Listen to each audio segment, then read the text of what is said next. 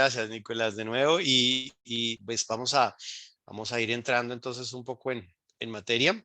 Es un tema bastante complejo, ¿no? Y tantos cambios se están produciendo a una velocidad tan acelerada que realmente, como conversaba con Nicolás, son cambios que no nos dan capacidad de anticipación.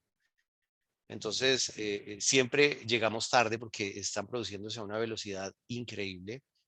Esto no solamente tiene que ver digamos, con lo que está pasando hoy en día del efecto post-pandemia o los efectos post-pandemia, ahora vamos a ver algunos de ellos, sino también tiene que ver con que ya desde hace un tiempo venimos en un proceso de desarrollo tecnológico aceleradísimo, ¿no? Se está produciendo saltos tecnológicos impresionantes con distancias de muy poco tiempo. Entonces, eso también va generando toda una transformación social, ¿no? Y cultural. Imagínense que lo más parecido a una red social que yo tenía en el colegio era un cuaderno que se llamaba el chismógrafo. Eso era un cuaderno que circulaba en el salón y en ese cuaderno la gente contestaba un montón de preguntas, ¿no? Bobadas. ¿Cuál es tu color favorito? En fin, cuál es tu música favorita. Y todo el mundo quería leer el chismógrafo, pero sobre todo porque al final del chismógrafo había una pregunta y era, ¿quién del salón te gusta? Entonces todo el mundo quería saber si tenía chance por ahí con alguien. Y el chismógrafo se perdía y eso era un caos, ¿no? Era una tragedia y todo el mundo entraba en crisis hasta que volvía y aparecía el chismógrafo. Eso era lo más parecido a quedarse uno sin wifi, ¿no? Entonces, realmente la diferencia es abismal, ¿no? Entre lo que nos tocó a muchos de nosotros en términos de esto de conectividad y lo que hoy en día están viviendo los chicos, ¿verdad? A través de las redes sociales y de todo eso. Esos cambios de tecnológicos tan acelerados ya nos están anunciando que nos van a meter en un metaverso y yo no sé ni cómo se come eso, toca estudiarlo un poco, ¿no? A ver de qué se trata. Y eso es a la vuelta de, no sé, será un par de meses, no sé cuánto tiempo. Entonces, qué tan capaces seremos de podernos anticipar a esos fenómenos? Muy difícil, ¿no? Siempre venimos, como decía, llegando tarde. Entonces, voy a compartir acá pantalla para ilustrar algunas ideas sobre estos temas que vamos a ir conversando. Eh, em, por favor, si en el transcurso de la charla nos surgen algunas inquietudes, dudas, lo que sea, por favor tomen nota para que no se les olvide y al final tengamos la posibilidad de retomar esa inquietud que nos surgió, esa duda, ese cuestionamiento o esa reflexión también, ¿no? A mí me encanta que surjan puntos de vista también distintos, ¿no? A veces uno tiene ciertos sesgos, ¿no? Que lo llevan a uno a entender las cosas de una manera, pero eso es lo interesante de la interacción, ¿no? Em, Como me decían hace poquito, me invitaron a hacer una charla en donde abordamos estos temas también, los del Colegio Colombiano de Psicólogos, y tenía en principio programado una conferencia una conferencia yo solo. Y después me llamaron a preguntarme que si estaría bien, que se entusiasmaron mucho con el tema, que si estaría bien hacerla mejor en un panel de discusión. Yo dije, toda la vida, muchísimo mejor, porque en esa interacción es donde surgen, ¿no? Ideas y cosas que uno no alcanza a ver, ¿no? Puntos ciegos, la gente te ayuda a identificar puntos ciegos que son muy interesantes de poder. Entonces, bienvenidas también todas estas intervenciones, ¿no? Julián, yo no estoy tan de acuerdo, a mí me parece que no es así, sino que es como asá. Bienvenido, me encanta. Mm, y bueno, también si podemos compartir al final algunas experiencias que hayamos tenido que sirvan de pronto para ilustrar estos mismos fenómenos o quizá otros que no alcance yo a mencionar, que de nuevo son tantas cosas que están pasando y tan rápido que difícilmente logremos eh, eh, dimensionarlo siquiera. ¿Mm? Bueno, muy bien. Vamos a hacer un barrido primero sobre algunos cambios generacionales de décadas recientes. En los 80 hubo una transformación sociocultural impresionante, incluso antes, década de los 70, y especialmente en los 80, y es que la economía del hogar antes podía sustentarse con el ingreso económico de uno solo de los miembros, generalmente del padre, ¿no? Que se ha encargado históricamente, tradicionalmente de ese rol de proveedor, y las mamás se dedicaban a las labores del hogar y al trabajo de crianza. Ya no era posible, esto comenzó a ser un lujo que muy poquitas familias podían darse, y entonces las mamás tuvieron que también salir a trabajar. ¿Y qué pasó con esos hijos que crecimos en esa década de los 80? Me incluyo, pues crecimos solos frente a un televisor la mayor parte del tiempo. O eh, al cuidado de algún pariente, de algún conocido, de algún familiar, pero los padres la mayor parte del tiempo afuera. Y no era por negligencia, no, era porque las condiciones socioeconómicas no daban, ¿no? Para que un hogar se sostuviera con el ingreso de uno de los dos.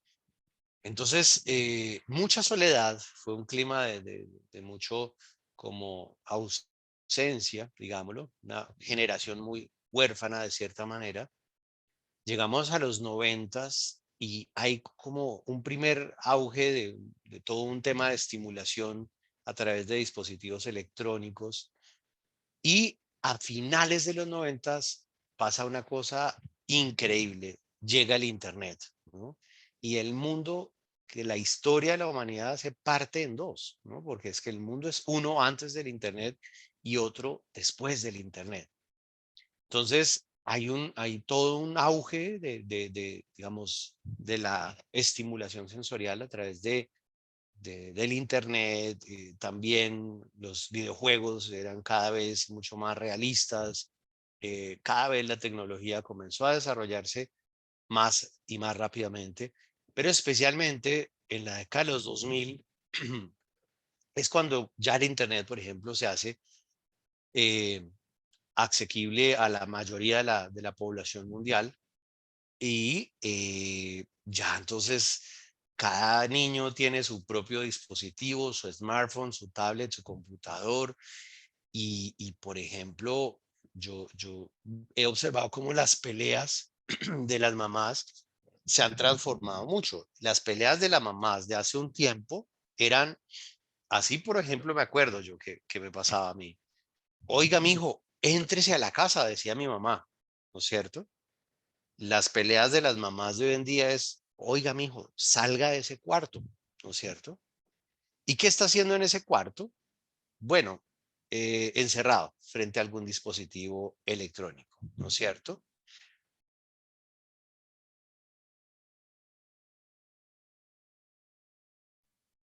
Entonces, hay un, hay un auge enorme de la tecnología, el desarrollo tecnológico, aparecen las redes sociales, eh, y en un mundo hiperestimulante vamos a encontrarnos con un efecto secundario, y es que los niños van a padecer de algo que se conoce como el síndrome de baja excitabilidad.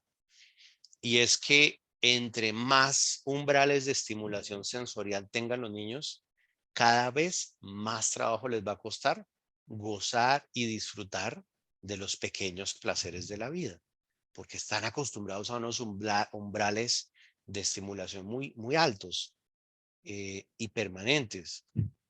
Incluso muchos de estos niños no alcanzaron a nacer cuando ya los estaban estimulando. ¿Se acuerdan de la famosa estimulación temprana? Que las mamás se ponían en el vientre materno audífonos con estimulación temprana, con Beethoven, ¿no? Curso prenatal de Kumon, de mandarín y yo no sé qué más cosas. Entonces ni siquiera los dejábamos nacer. O sea, ¿cómo nacieron estos niños? Pues hiperestimulados, ¿no? Recuerden que también fue una generación en donde se disparó de una manera increíble el diagnóstico del déficit de atención y la hiperactividad asociada. digamos, no se había visto con tanta frecuencia antes. Entonces, son cambios, ¿no? Generacionales. Hoy en día, ¿qué estamos observando? Digamos que hay un tema de vacío existencial que viene de tiempo atrás.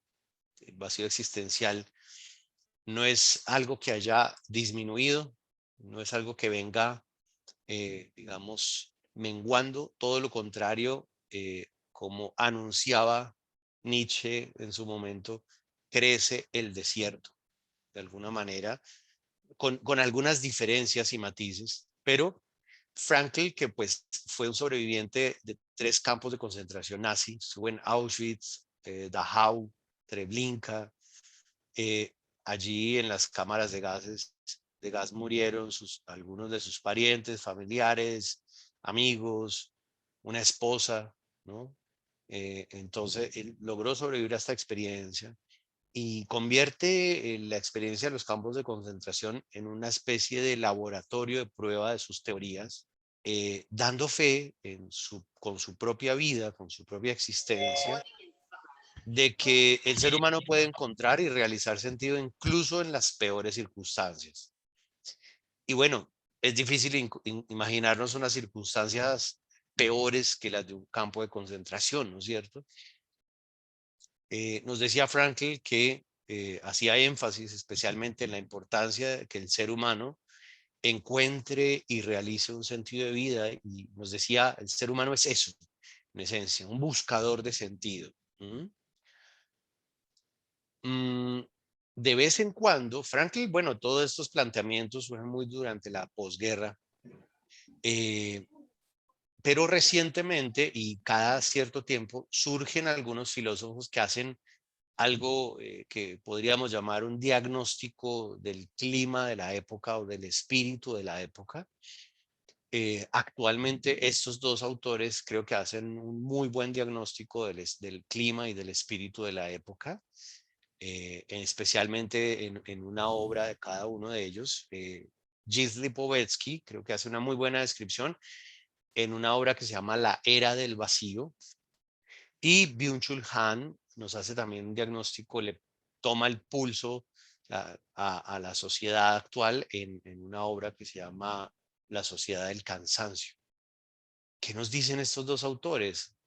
Esto de la Sociedad del Cansancio de Byung-Chul Han tiene mucho que ver ahorita, ahora antes de entrar ya en discusión acá, en la transmisión ya con todos, conversábamos con Iván sobre un tema que es bastante preocupante y es la hiperexigencia académica puede haber en algunos colegios.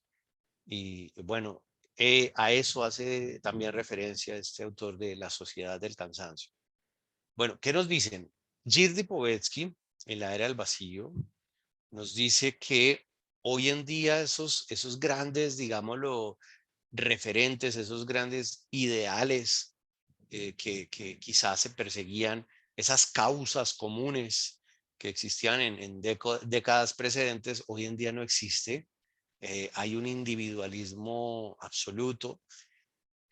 También nos dice que en este individualismo y en esta pérdida de sentido, eh, hay una connotación distinta y es que antes el vacío existencial generaba conmoción, nos angustiaba, nos parecía una tragedia perderle un sentido a la vida. La diferencia, nos dice Gilles Lipovetsky, es que hoy en día hay una absoluta indiferencia. Parece que sí, hay mucho vacío existencial, pérdida de sentido, pero parece que a nadie le importa. O sea, presenciamos ese fenómeno con total indiferencia. Eh, y qué hacemos en esa vivencia de vacío? Nos dice Lipovetsky, volcarnos hacia la búsqueda hedonista constante de placer, ¿no es cierto? O de estatus, prestigio, ¿no? Toda una conciencia centrada en la autorreferencialidad, el culto al yo, ¿no? Miren el tema de las selfies. Yo cuando era chico no recuerdo nunca haber visto a alguien tomándose una foto a sí mismo, ¿no?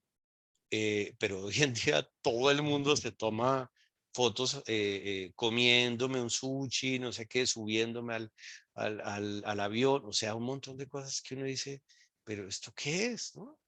Mm, entonces, claro, hay un culto al yo muy fuerte y un vacío, pero de nuevo, con una característica y es la indiferencia absoluta.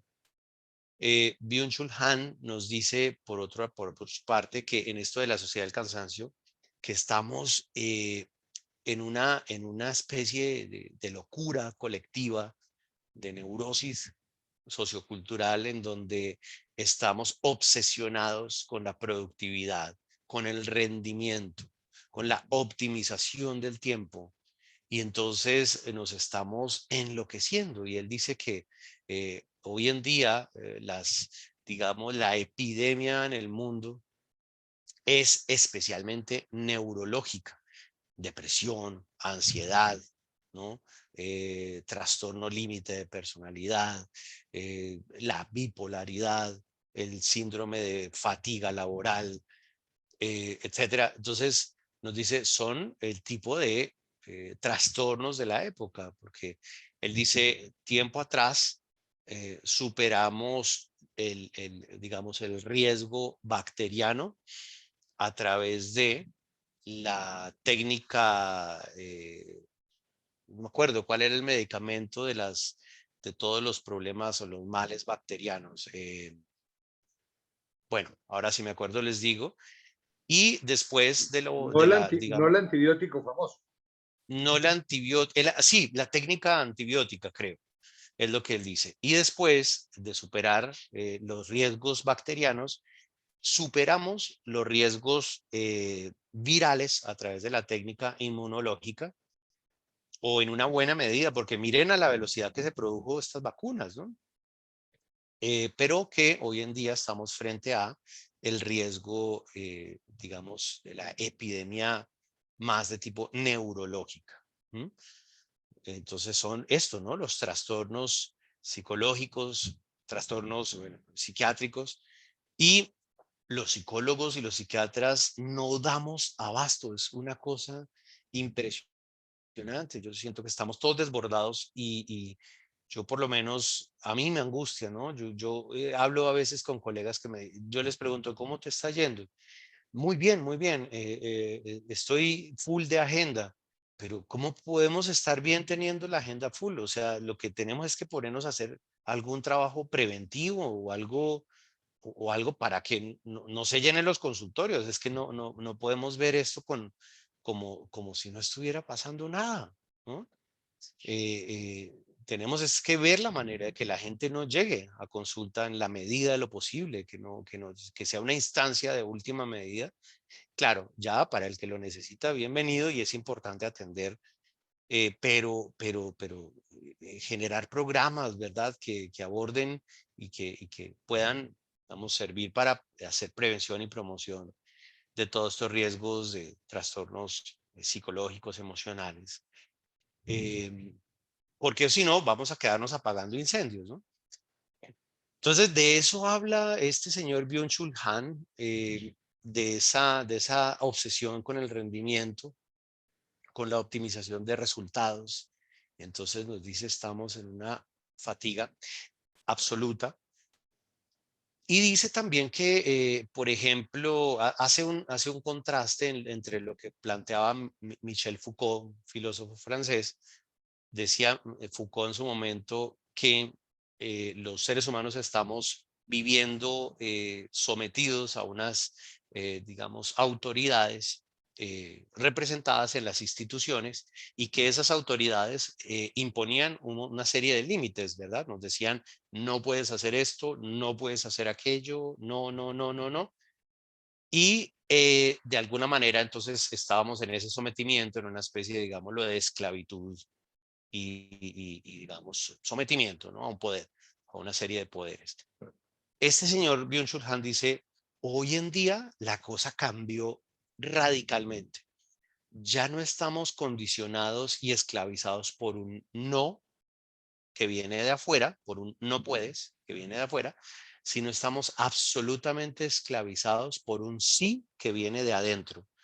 un sí que no reconoce ningún límite, un sí, el sí puedes, ¿no? El todo lo puedes, el no permitas que nadie te detenga y toda esta especie también de apología a una felicidad que parece que tuviera carácter obligatorio, ¿no? El be happy como una cosa con carácter obligatorio. Entonces la sociedad del cansancio, también la sociedad del emprendedor, dice Byung-Chul Han, del el que vive obsesionado con ser su propio jefe y todas estas nuevas como tendencias, ¿verdad? Y termina siendo un jefe de sí mismo muchas veces despótico, ¿verdad? Y totalmente, pues, exigente y cero compasivo, ¿no? Entonces, por eso dice él, venimos más a esclavizarnos hoy en día. Nadie necesita que lo esclavicen desde afuera. Parece que todos están muy dispuestos a autoesclavizarnos. ¿Mm? Entonces, aparte de todo esto que nos plantean estos autores, que dicen muchas más cosas muy, muy interesantes, pero digamos, trato de extraer como lo más central. Tenemos este fenómeno del confinamiento tan complejo que se prolongó cada vez. Es como que primero yo recuerdo nos dijeron vamos a entrar en confinamiento un par de semanas, después nos dijeron vamos a entrar en confinamiento un par de meses, después nos dijeron vamos a entrar otros 3 meses y siempre como que se iba pateando el balón más lejos y terminamos redondeando en cerca de los 2 años, ¿verdad? Cada año y medio alrededor de confinamiento. ¿Y qué pasa en condiciones de confinamiento? Yo estaba buscando información, indagando sobre qué pasa en condiciones de confinamiento y um, supuse que en donde más podríamos encontrar información sobre este tema era en la psicología y la psiquiatría penitenciaria, porque, bueno, los presos están en situación de confinamiento y permanecen allí mucho tiempo. Y para mi sorpresa, no encontré mucho ahí. O sea, sí ellos padecen muchos males y problemas emocionales, psicológicos del confinamiento, pero parece que a nadie le importa la salud mental de los presos. Entonces, no encontré mucho. En donde sí encontré, que es muy curioso, fue en la NASA, ¿m? La psicología y la psiquiatría aeroespacial, porque ahí sí se invierte muchísimo dinero y entendí por qué. Claro, lo que pasa es que los aspirantes a astronautas tienen que hacer un entrenamiento muy riguroso y parte del entrenamiento, miren ustedes, es por ejemplo vivir en un simulador de la Estación Espacial Internacional como este, en medio del desierto, en condiciones de confinamiento tremendas. eh, por ejemplo, ahí hay dice, módulo de higiene. eh, Ellos tienen que aprender a bañarse con pañitos húmedos porque, bueno, ya sabemos lo que pasa cuando si abres una llave de agua en gravedad cero, ¿no? El agua queda flotando en el aire. Y así como esto, hay una serie de incomodidades y cambios adaptativos muy complicados. Entonces, que la persona que está haciendo el training para hacerse astronauta, lo ponen a vivir ahí y le van testeando periódicamente sus niveles de ansiedad, cómo está fluctuando sus emociones, regulación emocional, procesos cognitivos, qué es lo que más está pensando, etcétera, etcétera. Y hay mucha investigación sobre qué pasa en condiciones de confinamiento, porque un problema de estos puede arriesgar toda una misión, ¿no? Entonces, claro, tienen que invertir muchísimo dinero. Este señor que ustedes ven se llama acá Scott Kelly, es el astronauta que tiene el récord de mayor permanencia a bordo de la estación espacial. Duró 340 días montado en ese aparato, que es mucho tiempo, ¿verdad? Es un poquitico menos del año, que a mí me pareció admirable, heroico, pero lo más impresionante fue una cosa que dijo en unas declaraciones, en una entrevista que daba, y es que dijo el tipo que durante los 340 días a bordo de la estación espacial nunca se aburrió, no supo qué era el aburrimiento. ¿Mm? Yo dije, pero ¿cómo es posible? ¿Cómo hizo para no aburrirse nunca? Eh, eh, ¿Querías comentar algo, Nicolás? Y perdón, y él tiene un gemelo. Estaba pensando que eso también para el aburrimiento sería como un plus porque debió depender mucho de su gemelo. No Dijeron, tenía ni idea. hicieron experimentos de la teoría de Einstein acerca de la separación de los gemelos, uno en el espacio y otro en la Tierra. Wow. Ah, mira qué interesante. Curioso, curioso. Bueno, el tipo dijo, nunca me aburrí.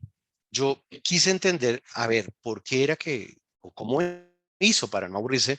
Yo me acuerdo que muchos entramos en confinamiento y a los 15 días que estoy aburrido, ¿no? Pero este señor metido en ese aparato, ¿cómo hizo? Prestando atención a las declaraciones que daba, llegué a una conclusión. Yo creo que lo que él logró hacer fue estar todo el tiempo ocupado, pero en una ocupación con sentido, porque los seres humanos no somos como un hámster que podemos estar dando vueltas en una ruedita y estar ocupados y con eso estar bien. Necesitamos que la ocupación sea una ocupación con sentido. Y pues este señor le daba todo el sentido a lo que hacía, ¿verdad? Porque estaba, bueno, aportando a la ciencia, ¿verdad? Viviendo experiencias seguramente pues únicas, recogiendo, recopilando historias para contarle algún día a sus nietos, en fin, ¿no? Todo un sentido, ¿no? Tenía su actividad y su ocupación ahí. Nunca se aburrió, ¿m? Nunca se aburrió. Entonces, eso me parece aún más heroico. Y esto quiero dejarlo abierto porque ahora lo retomo, porque la pandemia, el confinamiento puede ser un chivo expiatorio al que es fácil culpar, ¿no? Y atribuirle todos los males, como ahora un poco conversábamos con Iván, ¿no? Resulta muy tentador, ¿no? Es un culpar al COVID de todo esto. Este señor se llama Nick Canas, es la principal autoridad en el campo de la psiquiatría y la psicología aeroespacial y en las investigaciones sobre todo esto. A mí me llama mucho la atención esta foto, la corbata, ¿no? Con planetas y satélites. Dice Nick Canas, dice que en condiciones de confinamiento se generan especialmente problemas de desregulación emocional, dificultades adaptativas, conflictos interpersonales y ansiedad. ¿M? Yo creo que todos, ¿no? Porque, por ejemplo, de regulación emocional, yo creo que todos hemos visto cómo tenemos las emociones un poco más a flor de piel, hay una mayor susceptibilidad, dificultades adaptativas.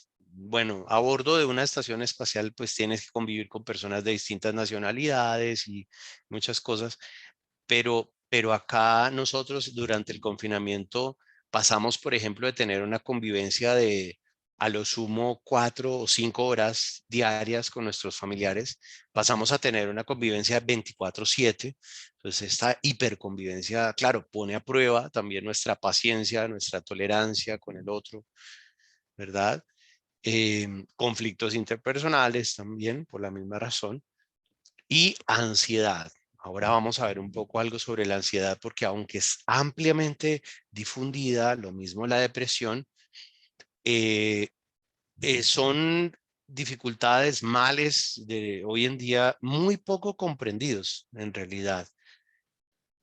Eh, entonces retomo lo que decía ahora de que esto de que la pandemia podría ser un chivo expiatorio, porque hay una frase que a mí me encanta, es esta, dice, si exprimes una naranja, lo que va a salir no es jugo de guayaba.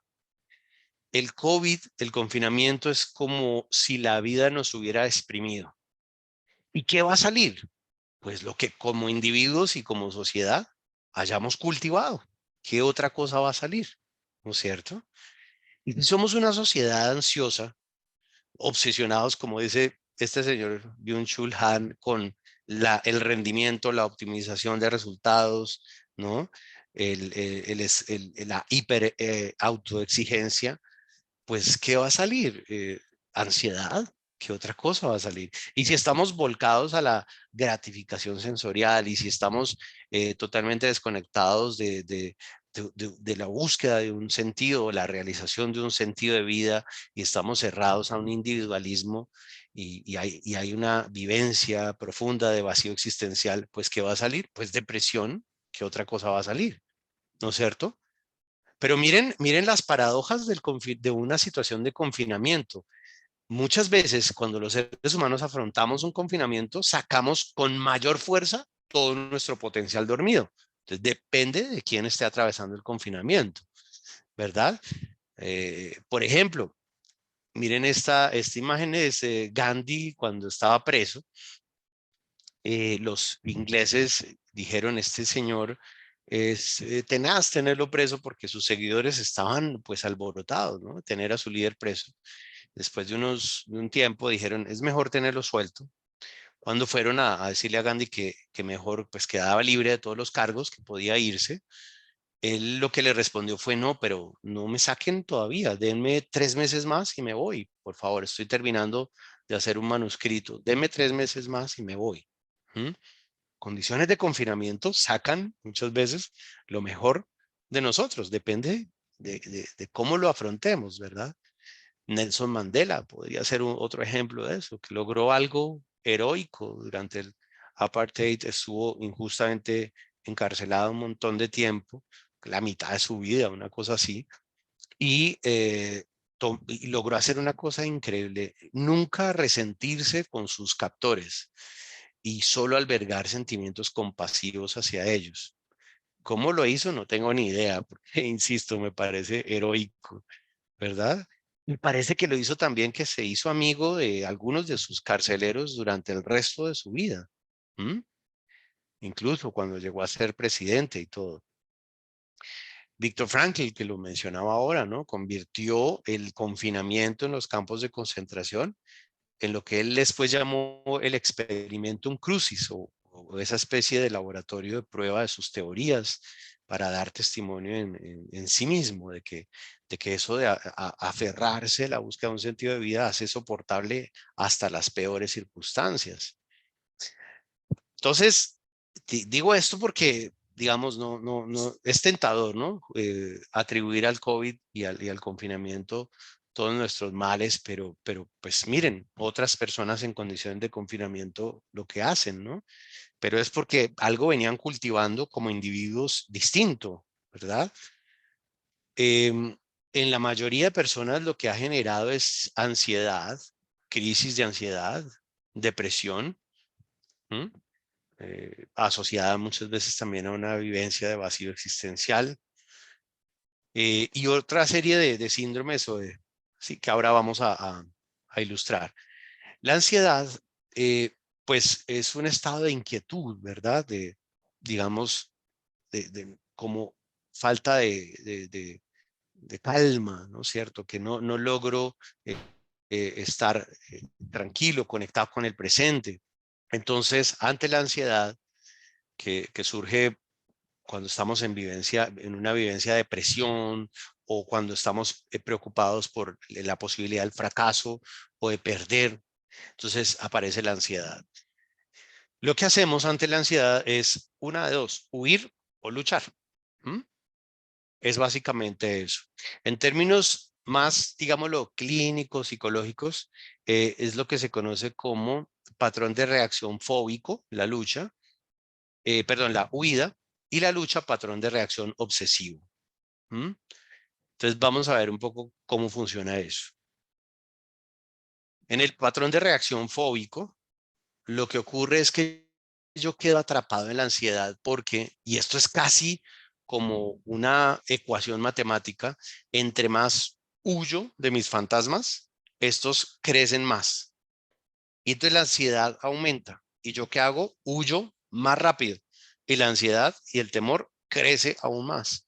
Y yo huyo aún más rápido. Y entonces quedo atrapado en el ciclo del patrón de reacción fóbico. Eh, Se instala un ciclo, ¿no? De retroalimentación negativa. Y en el patrón de reacción obsesivo, lo que ocurre es que la obsesión tiene más que ver con el control, la búsqueda de control. Quiero controlarlo todo, las situaciones, las personas, las cosas, el tiempo, que nada se me salga de control. Y al que se va hacia el lado obsesivo, hacia el lado del control, lo atrapa otro circuito, otro círculo distinto, y es que entre más intentamos controlar, cada vez nos damos más cuenta de lo poco que controlamos. Entonces, ¿qué hago? Pues controlar con más intensidad y cada vez me doy más cuenta de lo poco que controlo y ahí quedo atrapado en el patrón de reacción obsesivo, ¿no es cierto? Y estos dos circuitos de ansiedad, tanto en el fóbico como en el obsesivo, lo que corta el círculo es, y en esto hay acuerdo entre distintas perspectivas en la psicología. Hay muchas cosas en las que las distintas perspectivas no se ponen de acuerdo, pero en esto parece que están todas de acuerdo. Eh, lo que corta el círculo es que la persona pueda estar dispuesta a pararse frente a sus temores. Cuando puede estar dispuesta a pararse frente a su temor, el temor se evapora, pierde fuerza. Es como, y muchas veces la persona descubre que era mucho más capaz de lidiar con la situación de lo que creía. A veces la idea de la idea del temor es mucho más grande que el temor mismo. No sé si me explico, es como lo que decía la sabiduría popular de los viejos cuando nos decían que a veces somos capaces de matar el tigre, pero nos asustamos con el cuero. ¿Mm? Es una cosa así. Entonces, a través de distintas técnicas y estrategias, se busca que la persona pueda llegar a estar dispuesta a pararse frente a su temor. De distintas maneras, hay una técnica que se llama desensibilización sistemática, otra que se llama inundación, otra que se llama intención paradójica. Hay muchas, pero todas apuntan más o menos a este mismo principio. Ahora, en la ansiedad, para entender un poquito mejor, siempre que hay ansiedad, estamos haciendo alguna anticipación mental a algún escenario futuro, ya sea corto, mediano o largo plazo, pero siempre estamos proyectándonos a algo que va a pasar. Estamos pensando en algo en clave de futuro. Y por supuesto, una visión de futuro pesimista, porque si no, pues no nos generaría ansiedad. A veces imágenes catastróficas vienen a nuestra mente, apocalípticas. De cierta manera, la ansiedad es un problema de exceso de imaginación, pero una imaginación al servicio de crear películas de terror en nuestra mente, ¿no es cierto? Y algunos síntomas de la ansiedad típicos, porque hay muchas personas que tú puedes darte cuenta que están ansiosas, te salta a la vista, pero tú le preguntas, ¿estás ansioso? ¿Te sientes ansioso? Te dicen, no, no, yo me siento tranquilo. ¿Mm? Pero te das cuenta, y es porque no, a veces no sabemos cómo monitorear la ansiedad. Miremos algunos síntomas típicos. Insomnio, eh, puede ser que me cueste trabajo conciliar el sueño o que el sueño es intermitente, me despierto varias veces en la noche o me despierto muy temprano y ya no me puedo volver a dormir. Es un sueño muy ligero, cualquier ruidito me despierta. Sudoración excesiva o la hiperhidrosis, entonces estoy sudando, ¿verdad? Profusamente, o a veces las manos me sudan, ¿m? O me despierto y como que las sábanas están sudadas, muy sudadas. ¿M? El bruxismo también, cuando apretamos los dientes, ¿no? Los odontólogos son los que se dan cuenta, porque cuando estamos dormidos difícilmente lo notamos, ¿no? Pero los odontólogos, uy, estás bruxando mucho, ¿no? Tienes como mucha ansiedad, le dicen a uno. ¿M? Estreñimiento también. Y toda la región abdominal en general sufre mucho con la ansiedad, porque es como que se activa mucho todo el fuego digestivo. Comerse las uñas, la gastritis también, en algunos casos hasta úlcera, ¿no? Podría llegar a generar sensación constante de inquietud. A veces de pronto nos dan tics nerviosos o estamos, por ejemplo, sacudiendo el pie todo el tiempo, ¿m? O cosas por el estilo. Bloqueo mental, a veces estamos de pronto realizando alguna tarea o algo y quedamos con la mente en blanco. Y, ¿qué estaba haciendo? No sé, se me olvidó. Me preguntaron algo, no supe cómo responder, aunque tenga la información. Inhibición del apetito, en algunos casos, a las personas no les da hambre o en algunos casos se aumenta el apetito. Entonces, algunos factores de protección de la ansiedad clave son Y acá está lo que conversaba ahora con Iván, evitar la sobreexigencia, ¿no es cierto? Esta hiperexigencia absurda a veces de, ¿no? De que tiene que aprenderse un montón de contenidos y saberlos. Además, en todos tienen que estar súper destacados, ¿no? Entonces, esa saturación de contenidos, pues, claro, digamos que funde, ¿no? Funcionalmente hablando, funde, pues, el aparato cognitivo, ¿no? El cerebro se fatiga. Muchas veces niños caen en estados de ansiedad agudos o depresivos por pura y física fatiga cognitiva. ¿Mm? O sea, que si tú pones a las neuronas a hacer flexiones de pecho las 24 horas del día, te chiflas, ¿no? O sea, hay que sacarlas a recreo.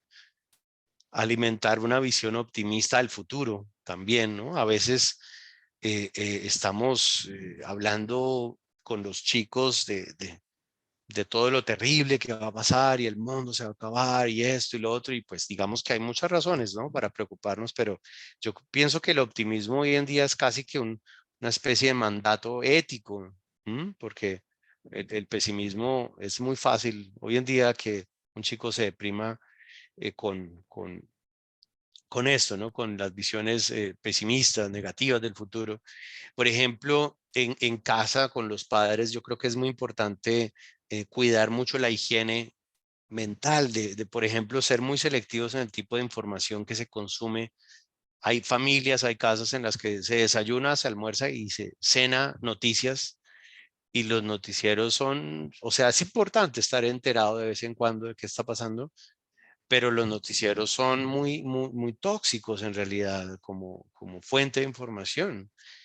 Imaginen un noticiero que cuente noticias buenas, se quiebra, al otro día se quiebra, o sea, baja totalmente el rating. O sea, un noticiero para que venda pauta publicitaria tiene que mostrar sangre, muertos, ¿no? Etcétera. Entonces, es realmente muy tóxico. Yo pienso que ese tipo de cosas dosificar mucho también, invitar a disfrutar el presente, ¿no? Yo creo que a los niños les decimos cosas que suelen ser contraproducentes, como ustedes son el futuro del mundo. ¿Acaso no son parte del presente? Yo creo que ahí también los sacamos de eso, ¿no? De como ustedes no están acá, algún día van a estar. O les decimos cosas como, estudia con juicio para que algún día puedas llegar a ser alguien. O sea que ahorita no es nadie, ¿no? Entonces ahí los estamos volcando al futuro, ¿no es cierto? Totalmente. ¿Y el presente en qué se convierte? Bueno, como en una especie de sala de espera, que ahora lo voy a mencionar. Enseñar a perder. Yo pienso que una pedagogía del fracaso es clave con los chicos, porque muchos no saben sino ganar, solo saben ganar. Y a propósito de la hiperexigencia que puede haber en algunas instituciones, eso genera todo un espíritu competitivo que suele reproducir unas dinámicas de relacionamiento entre los chicos donde se generan unas pugnas por la obtención del poder muy odiosas, donde se establecen unas jerarquías de grupo muy fuertes y muy marcadas, donde hay unos populares y unos rechazados y un montón de cosas. Y si tengo que pasar por encima tuyo para conseguir algo más de popularidad, lo haré. Entonces, todo eso tiene que ver con esa orientación al logro tan obsesiva que muchas veces se da y se promueve. Es enseñar a perder, qué importante. Pongo un ejemplo. Cuando a los chicos les enseñan que un Thomas Alva Edison fue un duro porque fue capaz de encender un bombillo, yo creo que deberíamos decirlo de una manera distinta. Este tipo fue un duro porque tuvo una capacidad de fracasar increíble, ¿no? Tuvo la capacidad de fracasar 2000 y pico de veces o algo así hasta lograr encender un bombillo. Qué capacidad de perder tan increíble. Pero enseñar a perder o enseñar una pedagogía del fracaso no es lo mismo que enseñarles a ser perdedores. ¿Mm? No, es que puedan aprender a perder y convertir la experiencia del fracaso en oportunidad de aprendizaje, ¿no? Y capitalizar esa experiencia para poderlo convertir sacarle la moraleja, ¿no? A cada nuevo fracaso. Evitar la hiperestimulación también, especialmente yo creo que en casa hay que dosificar el uso de las tecnologías. Hay niños que a las 11 de la noche todavía están frente a un smartphone jugando, ¿no? En esa hiperestimulación constante. Y claro, eso es exponerlos a una hiperestimulación que después hace que no puedan conectarse con ninguna otra cosa, difícilmente, ¿no? Promover el ejercicio físico es clave. Definitivamente esto es una cosa muy poderosa.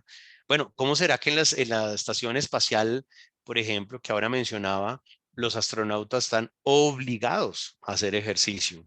Es que no es una opción no hacerlo porque si no hacen, se chiflan en condiciones de confinamiento. Entonces, claro, tienen que hacer trotadora, por ejemplo, con unos arneses y un peso muerto, ¿no es cierto?, para simular la fuerza de la gravedad, pero, pero, pero es obligatorio. Ujú.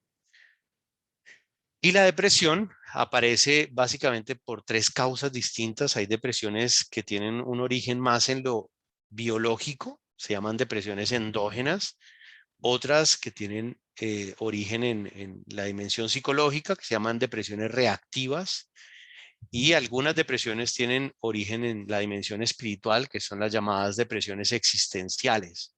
De estas no habla mucho la literatura, los manuales psicodiagnósticos, pero existen. Las biológicas o las endógenas tienen que ver con que hay una, digamos, regulación, una baja regulación, una baja producción de neurotransmisores como la serotonina, por ejemplo, que es como un antidepresivo natural que tenemos en el cerebro. Y entonces la persona se deprime y es una depresión donde tú le preguntas a la persona, pero ¿por qué estás deprimido o deprimida? Y te dice, no tengo ni idea.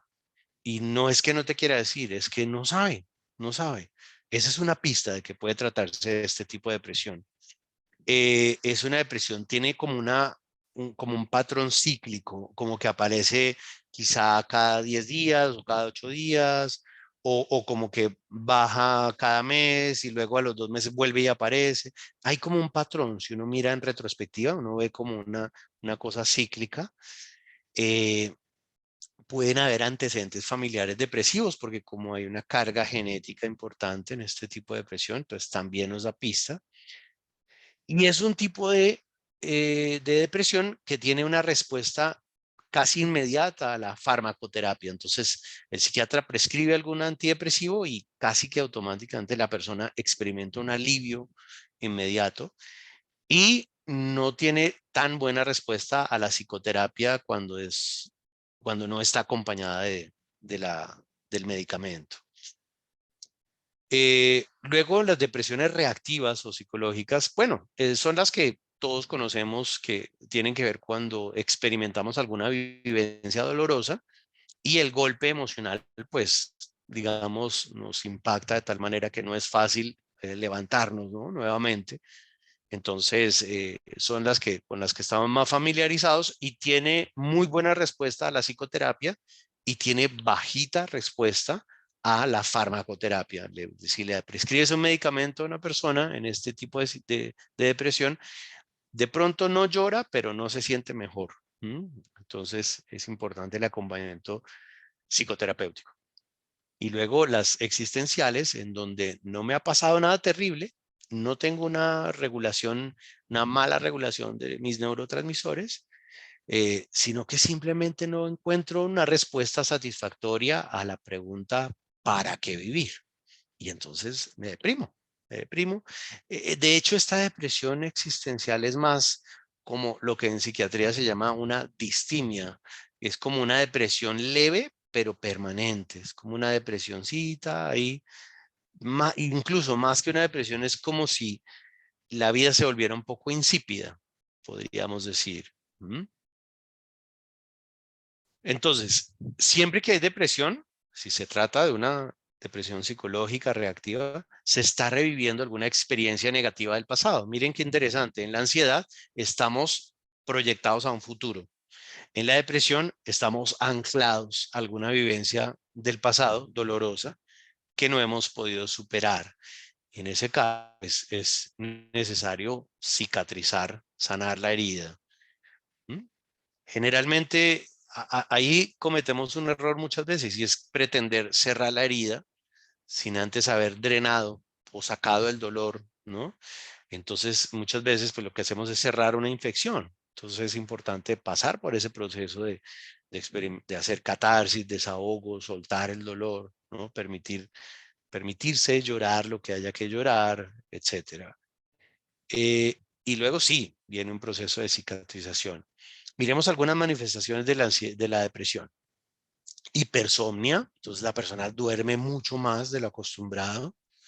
Inhibición del apetito, no nos da ganas de comer. Aislamiento, como que la persona se encierra, se enconcha, como se dice. Desmotivación, le cuesta trabajo tomar iniciativa, hacer algo, realmente es muy difícil. En una depresión muy fuerte, hasta pararse de la cama es un acto heroico. ¿Mm? Anedonia, dificultad para experimentar placer. Tú le dices a la persona, ¿qué te parece esta langosta que nos estamos comiendo? No, pues bien, sí, y así todo. Todo se vuelve muy insípido, no logran experimentar placer. Y esto, por supuesto, pone a prueba la tolerancia de la familia, de las personas alrededor, ¿no?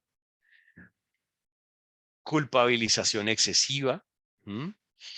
La persona se siente culpable de absolutamente todo, hasta el cambio climático, pues. Sesgos negativos. La persona ve el punto negro en la sábana blanca, pierde de vista todo lo positivo que hay, no ve sino cosas negativas, está como en una especie de visión de túnel oscuro y no logra ver ni siquiera la luz al final del túnel, ¿no? De pronto si ve la luz al final, dice, eso debe ser un tren que viene en sentido contrario a arrollarme. O sea, todo es leído, interpretado en clave negativa. ¿Mm? Autolesiones en algunos casos también, el famoso cutting, ¿no? Que pues pueden cortarse, lastimarse y pues llegar hasta la ideación o al intento suicida también. Miremos algunos factores de protección para la depresión. Es importante permitir la expresión de la vulnerabilidad y esto es complejo porque yo digo, somos muy vulnerofóbicos. No sé si existe el término, pero si no, bueno, me lo acabo de inventar, pero muy poco tolerantes a la expresión de la vulnerabilidad. Y hay culturas más intolerantes que otras. ¿M? Por ejemplo, la cultura paisa es muy intolerante a la vulnerabilidad porque el paisa es echado para adelante, ¿no? Entonces la vulnerabilidad es como una cosa inaceptable, ¿no? Que me siento triste, que va, hombre, cuál triste, ¿no? Y es como, no, prohibido, ¿no? Y no sé, la cultura santandereana, por ejemplo, que son tan aguerridos, ¿no? Tan fuertes, tan guapos, entonces también es como muy intolerante con la expresión de la vulnerabilidad. Y así, ¿no? Hay muchas culturas, pues en Bogotá no sabría qué decir, ¿no? Porque acá somos una mezcla de todos, de todas las regiones. Em, Ujú. El macho que no puede mostrarse vulnerable. El género masculino, de entrada, todos nosotros, género masculino, padecemos de esto. Nos tienen prohibida la expresión de la vulnerabilidad, ¿no? Está totalmente censurada esta emoción de tristeza o temor. Generar comunicación existencial, importantísimo. Hay muchos papás con los que yo hablo, le pregunto, ¿tú hablas con tu hijo? ¿Qué tanto hablas con tu hijo? ¿Con qué frecuencia? Y me dicen, no, sí, yo hablo bastante con él o con ella. Qué bueno. ¿Y qué hablas? Cuéntame. Y entonces me dicen, no, pues yo le pregunto que si ya listó el uniforme, que si ya hizo el informe de química, no sé, que si ya se lavó los dientes, que si ya recogió la loza, que solo comunicación instrumental se llama esto, ¿no? Entonces hay que promover la comunicación existencial. Ven, ¿cómo te sientes? ¿Tú con qué sueñas? ¿No es cierto? ¿Cuáles son tus temores? En fin, ¿no? ¿Qué sé yo? ¿Cómo te la estás llevando con tus amigos? Comunicación. Y esa comunicación no puede surgir forzada y de manera artificial. Tenemos que generar unos canales de comunicación, ¿verdad? Que de vez en cuando jugarnos un videojuego con ellos, de vez en cuando sentarnos a hacer algo que a ellos les guste, porque muchas veces la pretensión de nosotros los adultos es que el niño venga a mi mundo adulto y desde este mundo nos relacionamos, pero yo no estoy muy dispuesto a bajar a su mundo para relacionarme desde allí. Evitar un lenguaje culpabilizador, importante también. Mira cómo me haces sentir, mira yo cómo me estoy, ¿no? Yo todo lo que hago por ti, mira tú cómo me respondes. Ese lenguaje culpabilizador es complicado, suele echarle leña al fuego de la depresión. Cuando corrijamos, es importante también señalar la falla, no a la persona. En lugar de, mire cómo es usted, ¿sí ve cómo es usted? No, mira cómo te comportas, mira lo que estás haciendo, ¿cierto? Es distinto decir, oye, esta habitación la veo muy desordenada, por favor arréglala. Decirle, oye, eres un cochino, ¿no es cierto? Son cosas muy distintas, porque estoy señalando al comportamiento, no a la persona. Y en casos de, digamos, de ya agudizarse la depresión, es importante buscar ayuda profesional, ¿no es cierto? Apoyarnos en algún especialista. Estos fenómenos emergentes ya post-COVID que quiero mencionar rápidamente son muy complejos, algunos apenas los estamos medio entendiendo y están surgiendo seguramente otras mientras estamos acá conversando que no nos podemos ni imaginar. ¿Mm? Uno de ellos muy fuerte es el aislamiento. ¿Mm? Hay chicos que están, sí, como les decía ahora, si generacionalmente ya se dio ese cambio en el que las peleas de las mamás son salga de ese cuarto, que están ahí metidos frente a algún dispositivo electrónico. Con la pandemia se agudizó de una manera increíble porque es que pensemos en algo, nunca antes el aislamiento había sido decretado con carácter obligatorio. O sea, es que nos dijeron aislamiento social o distanciamiento social, ¿no? Entonces, obligatorio. Pero esto venía pasando ya desde antes, el aislamiento. Incluso, y está muy amarrado al tema del desarrollo tecnológico, y quiero citar un referente que sirve para darnos cuenta de que la tecnología tiene todo que ver y es Japón, que en Japón, pues todos sabemos que allá están adelante en el futuro, tecnológicamente hablando, no sé si una década o más, pero hay un fenómeno que viene dándose en Japón, que es el fenómeno de los hikikomoris. Los hikikomoris son chicos que se encierran en su habitación frente a algún dispositivo electrónico o sus computadores, sus aparatos, y pasan los días y no salen de su habitación, pasan las semanas, los meses, los años, y no volvieron a salir nunca de su habitación. Y ya está generando fuertes crisis depresivas, problemas incluso hasta comunicación. Son chicos que se los olvida hasta cómo hablar, pues, cómo interactuar con el otro. Es tan preocupante que una de las estrategias que mejores resultados ha dado es que esto es en las grandes ciudades, ¿no? Como Tokio. Entonces llamas a una especie de Rappi y pides que venga un hermano sustituto a domicilio. Entonces llega algún chico que intenta pues hacerle la charla, la conversación al hikikomori y lo trata de, primero sería un éxito ya que logre hablar, interactuar, ¿no? Pero el ideal después de varias visitas es que pueda comenzar a salir de la habitación y en el mejor de los casos que vuelva a salir de la casa. O sea, ¿cómo será, no? De complejo esto, que es una de las estrategias que mejores resultados ha dado. ¿M? Entonces, no estamos lejos de eso en realidad. Y sabemos que en Japón ya muchos chicos han reemplazado las mascotas de carne y hueso por mascotas de robots y un montón de cosas, ¿no? Son temas bastante complejos. Hay un señor que se casó con un holograma en Japón. No sé si alguien conocía esa historia, pero se casó con un holograma en una boda, con ceremonia y toda la cosa. Y como a los 2 años, incluso eso fue también un escándalo porque demandó a la compañía porque se dañó el software o yo no sé, bueno, se le dañó el holograma, era una muñequita pues que le hablaba y le decía cosas, le echaba flores todo el día, yo no sé. y se dañó el software. Entonces el señor fue a demandar a la compañía porque quedó viudo. ¿Mm? O sea, estamos viviendo una cantidad de cosas realmente una locura total. El síndrome del FOMO, que por las siglas en inglés es Fear of Missing Out o miedo a perderme de algo. Esto ya venía dándose desde antes, un fenómeno muy derivado del uso de las redes sociales, pero es como vivir con la sensación de que me estoy perdiendo de algo. Es como la sensación de que la fiesta de al lado siempre es mejor que la fiesta en la que yo estoy. ¿Mm?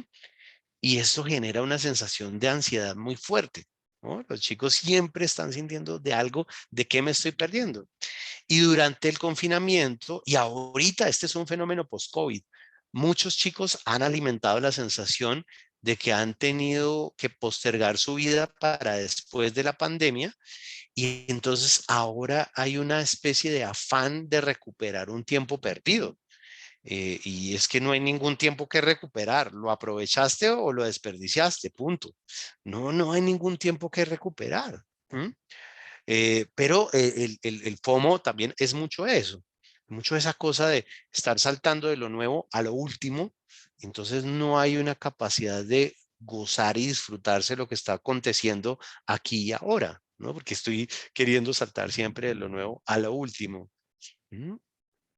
Luego tenemos otro síndrome que es el síndrome de la provisionalidad existencial, que está muy como ligado a lo que acabo de mencionar, y es vivir con la sensación de que la vida no es hoy, la vida es más adelante cuando pase no sé qué cosa. Entonces, por ejemplo, la vida es más adelante cuando volvamos a la nueva normalidad, o la vida es más adelante cuando se acaba el confinamiento, o la vida es más adelante cuando A, B, C o D. Entonces, ¿qué pasa cuando adoptamos esta postura, esta actitud provisional? Que nos ubicamos en una especie de sala de espera en la vida y en una sala de espera todos sabemos lo que pasa, nos aburrimos, ¿no es cierto? Por eso en las salas de espera hay revistas y hay cosas para entretenernos, porque nos aburrimos, sentimos que es un tiempo como pasivo, ¿verdad? Somos como espectadores pasivos de la vida, no, no actores con protagonista en el destino. Y entonces se genera el aburrimiento existencial, ¿no? Y la desmotivación. Y esto va de la mano muchas veces, no pocas, con la depresión que muchos chicos hoy en día están manifestando. Eh, Indiferencia existencial, que es lo que mencionaba este señor Lipovetsky, y es que hay mucho vacío existencial, pero con una diferencia a épocas precedentes, y es que hoy en día parece que a nadie le importara. ¿A que no hay un sentido de vida? Ah, pues sí, dicen los chicos X, ¿no es cierto? Rocky, un Entonces, poquito más de para atrás. como que no importa mucho, Ay, ¿verdad? suéltame, suéltame, suéltame. Natalia, Me lastimas, si me coges así me lastimas, que no te quiero lastimar a ti. tienes Ahora el sí te puedes sentar, audio siéntate allá. prendido, Natalia. Gracias. Ujú. Relativismo existencial. Hay una locura hoy en día, como que todo vale, ¿no? Todo, hay gente que encuentra sentido en adherirse a una causa, no sé, terraplanista, ¿no? Y entonces, ahora digamos que la Tierra es plana y eso ya es todo un configurador de sentido y sigamos una ideología anticonspirativa, ¿no? Y entonces que nos están gobernando los reptilianos, ya ahí encontré un sentido de vida y es una cantidad de cosas que uno dice, pero ¿esto es qué es? O sea, ¿qué nos inventamos ahora? ¿No? Todo vale, el relativismo existencial. Y pues incertidumbre también total, ¿no? Y a todo nivel, porque todo está cambiando tan rápido y esto nos tomó por sorpresa a todos, lo de la pandemia, el confinamiento. Entonces nos dejó un poco o nos sacó como de esa especie de ilusión, de esa seguridad de que todo está arreglado y de que todo está más o menos, ¿no? Marchando sobre unos rieles y pues no tanto, ¿verdad? No tanto. La fuerza, por ejemplo, de la naturaleza es una fuerza incontenible y fácilmente con todos los abusos que hemos hecho los seres humanos, pues se nos puede venir, devolver en contra y ser muy devastador.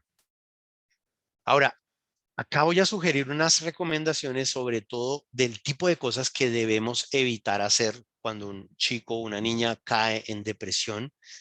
Esto muchas de mis colegas o amigos, colegas psicólogos, psicólogas que nos están escuchando eh, estarán enteradas o enterados, pero algunas otras de pronto no tenemos en el radar. Si a alguien se le ocurre alguna otra de esas contraindicadas, bienvenido.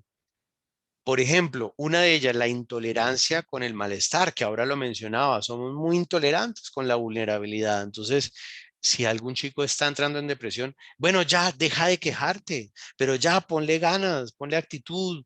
¿Qué es este pesimismo tuyo? Es lo peor que podemos hacer, porque lo que queremos es como intentar sacudir a la persona del malestar, pero con brusquedad, y entonces terminamos agregando malestar al malestar, ¿no es cierto? Otro muy frecuente es el de culpabilizar a la persona, ¿no? Miren lo que dice acá, dice, en el intento de ayudar a la persona a salir del malestar, con frecuencia le hacemos señalamientos que generan culpabilización de su estado. Esto suele hundirla aún más en su malestar, ¿no? Es que tú estás mal, pero es porque si tú hicieras más ejercicio y si tú hicieras esto y aquello, si tú te ayudaras un poco más, si tú pusieras de tu parte, ¿no es cierto? Es que con esa forma de ser tuya, etcétera. Bueno, todos estos señalamientos solo aumentan la depresión. Otro contraindicado, recetar frases de tipo de libro de superación personal o ¿no? frases de optimismo. Si hay una situación de estabilidad emocional, bienvenidas todas estas frases. En una crisis, en un momento depresivo, contraindicadas. ¿Por qué? Porque la persona te recibe esta frase optimista y tal vez haga un intento genuino de ponerla en práctica para darse cuenta que no le cambia ni le resuelve absolutamente nada. Entonces lo que le hacemos es alimentarle una sensación de fracaso, ¿no? No, yo no sirvo, a mí me queda grande, yo no sé, ¿cierto? Le sirve a todo el mundo menos a mí, ¿no? Entonces, miren lo que dice, hacer cosas como invitar al optimismo, a la gratitud, cuando una persona está en medio de un malestar profundo, tiende a incrementar el malestar, pues generalmente lo que la persona intenta es poner en práctica el consejo para descubrir que no le resuelve nada, con lo cual el malestar inicial se le suma una sensación de fracaso personal, ¿no es cierto? Otro contraindicado, apelar al deberismo. Es que tú tienes que esforzarte, tú tienes es que estudiar, tú tienes es que concentrarte, tienes es que ocuparte, tú debes, tú tienes. Pésimo en un momento de crisis emocional, ¿no? Dice acá, otra manera frecuente de responder al malestar de la persona es invitarla a asumir una serie de deberes que solo generan un peso adicional. Estas cargas se imponen con la promesa, que rara vez se cumple, de que solo así va a superar su malestar, ¿no? No, resulta abrumador, ¿no? Toda esta carga de deberes y responsabilidades que recordemos, como decía yo ahora, en una crisis depresiva, hasta levantarse de la cama es un acto heroico. ¿Mm? Entonces, pues tenemos que ser muy cuidadosos con el tú debes. Ahora, está bien invitarla a que haga ejercicio, invitarla a que trate de tener algo de terapia ocupacional, que trate de responder a sus compromisos académicos, pero es distinto hacerlo de una manera que suene a tú tienes, a decirle a, ¿por qué no intentas tratar de sacar algunos compromisos académicos de a pocos, a tu ritmo, no te presiones, tal vez te ayude a pensar en otra cosa y de pronto te entretenga, te distraiga? ¿Por qué no lo intentas? Suena muy distinto, ¿verdad? Estoy diciendo lo mismo, pero de pronto en otras palabras. Es el tú debes y el tú tienes lo que es contraindicado en estos casos. Otro, muy frecuente, muy acostumbrado, ponerte a ti mismo como ejemplo de superación. No es que ayude mucho, o digamos, depende de la forma, ¿no? Eso sí puede darse, puede que sirva, pero depende. ¿Por qué? Cuando una persona escucha a otro hablar de sí mismo como un ejemplo de superación, generalmente produce dos efectos indeseables. ¿Cuáles son? El primero es que la persona siente que estás subestimando su situación al, al compararla con la tuya, ¿no? No, es que lo mío sí es una cosa muy complicada. Tú supieras lo que a mí me ha tocado, ¿no? Entonces, estoy haciendo como de alguna manera subestimando la dificultad que está atravesando la persona. Y lo segundo es que se recibe como un mensaje a veces arrogante o poco empático, ¿no? Como mírame a mí, es que yo sí he superado, yo sí he vivido, yo sí he, ¿no? Afrontado con estoicismo, con fortaleza o lo que sea las situaciones. Entonces no es que sea una postura muy amigable, muy empática. Entonces, más bien tratar de apelar al, mira, lamento profundamente que estés atravesando esta situación, no quisiera estar en tu lugar, qué difícil esto que me estás contando, ya estoy planteando una aproximación mucho más empática, ¿no es cierto? Otro también es muy frecuente y es evitar subestimar la amenaza suicida, ¿no? Esto hay un mito muy frecuente y es el de la creencia de que la persona que se va a suicidar no amenaza y el que se suicida y el que no se va a suicidar amenaza, o el que quiere manipular a través del suicidio se la pasa amenazando. Y esto es falso, o sea, en realidad uno de los principales predictores del riesgo suicida es la amenaza. La mayoría de personas que se han suicidado han amenazado antes. Entonces, que el suicidio hoy en día es la segunda causa de muerte entre personas de 15 a 29 años de edad. Segunda causa de muerte. Es una cosa impresionante, ¿no? Se ha incrementado también de una manera exponencial. Cierro con esta frase de Ben Johnson que me pareció muy inspiradora y abrimos el espacio para la interacción que dice, la adversidad es como un fuerte viento, nos arrebata todo, menos lo que no se nos puede arrebatar y hace que nos veamos como en realidad, como somos en realidad. Muchas gracias. Nicolás, dejamos abierto el espacio para la interacción. Bienvenidos todas los aportes, las reflexiones, experiencias tal vez que queramos compartir y hagamos esto muy, muy interactivo, muy participativo. De nuevo, muchas gracias a todos por la atención.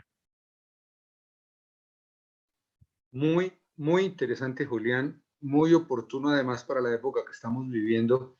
Muchísimas gracias. Ahora haremos preguntas. Arranco con una que es, cuando hablaste de tics, es increíble que le salgan entonces tics, le aparezcan tics a niños de primero de primaria. Puede pasar, de la ansiedad. Impresionante. ¿Qué has observado de ese estilo, por Sí, ejemplo, Iván? sí. Y no había entendido por qué. No, una persona muy chiquita, pues que de primero, que le apareció tic en el ojo.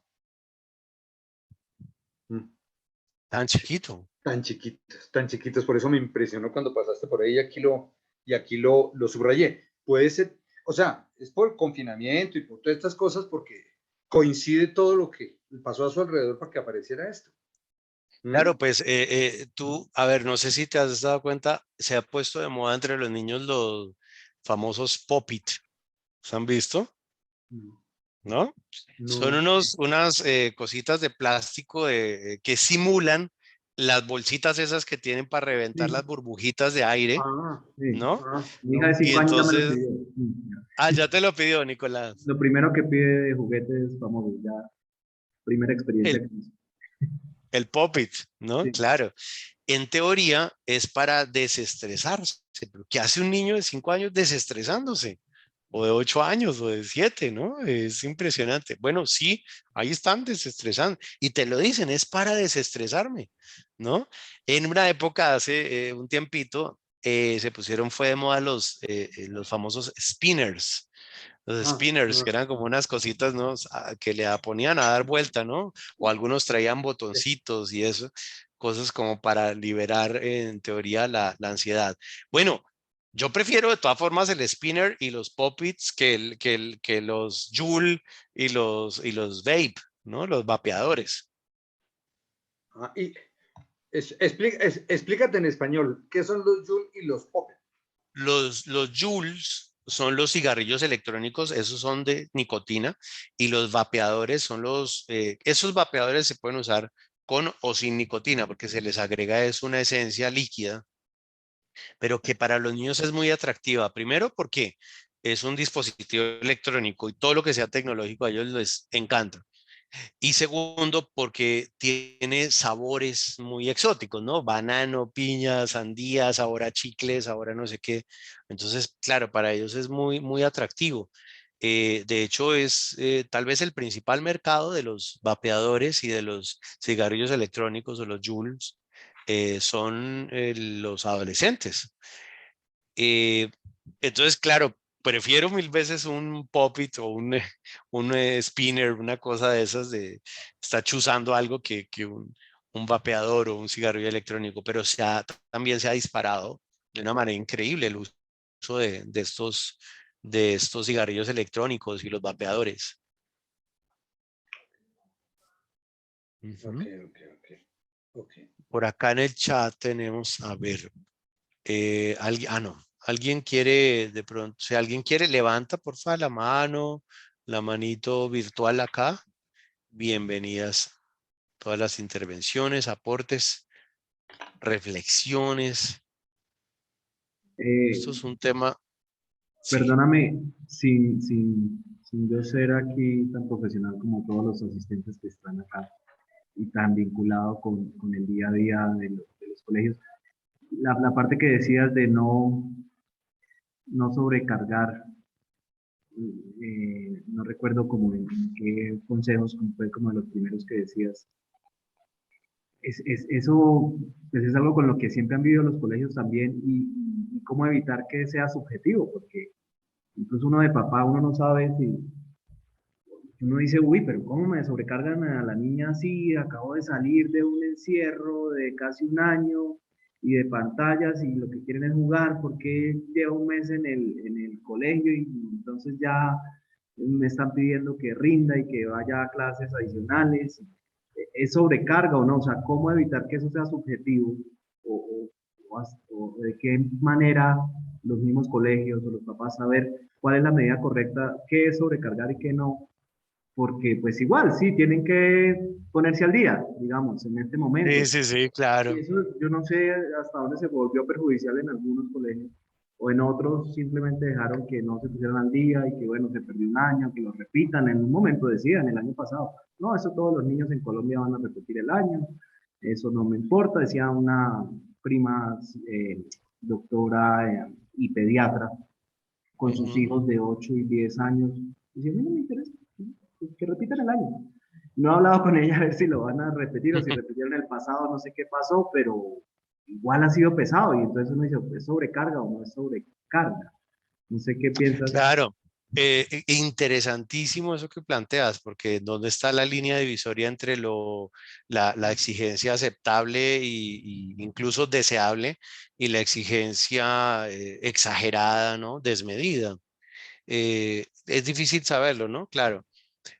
Pues, Nicolás, mira, yo creo que, a ver, hay situaciones coyunturales como la que estamos viviendo que tal vez explican o justifiquen un incremento en la exigencia como para quizá ajustar que hay unos vacíos teóricos que necesitan llenar los niños para poder pasar al siguiente año o cosas por el estilo. Uno dice, ok, ok, pero entonces hay que estar pendientes de si eso realmente es solo algo coyuntural que tiene una fecha de vigencia o si se convierte ya en una política institucional y ya en todo un manejo, ¿no? Al que los niños se tendrían que habituar o acostumbrar. Yo creo que un criterio de pronto, y te doy la palabra, Iván, es el mismo estado de ánimo, ¿no? Del niño, te dice mucho de eso, que digamos, qué tan fiable es como criterio.